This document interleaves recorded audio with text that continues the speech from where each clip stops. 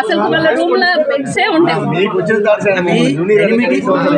వాళ్ళు కిందనే పడుకుంటారు.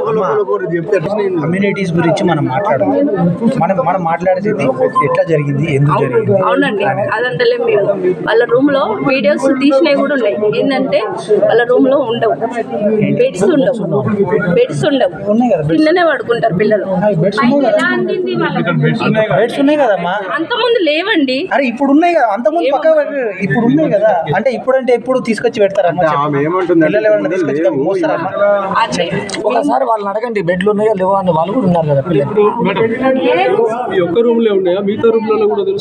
లేవు మిగతా రూమ్ లో.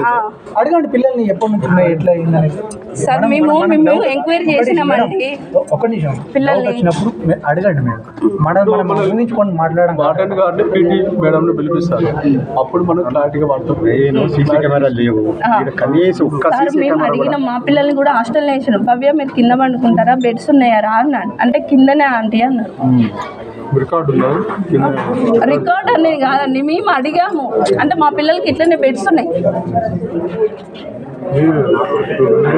మేము వేరే స్కూల్ హాస్టల్ తెలుసుకుంటాం కదండి. పిల్లలు మీ స్కూల్లో స్టార్ట్ అవుతుంది, మా స్కూల్లో ఎట్లుంది అని.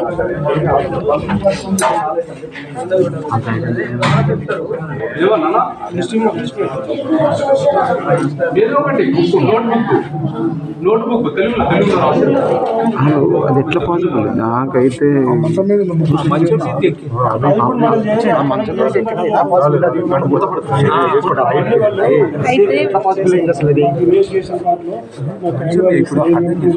ఊగులాడటానికి తంతేనే ఊగులాడతారు. అది ఏముంది తల్లి ఊగులాడటానికి పర్సెంట్ చాలా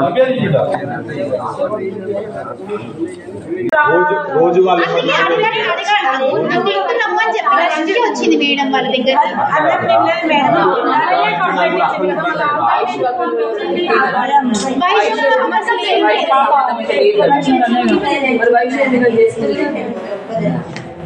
మీకు కూడా తెలియదు.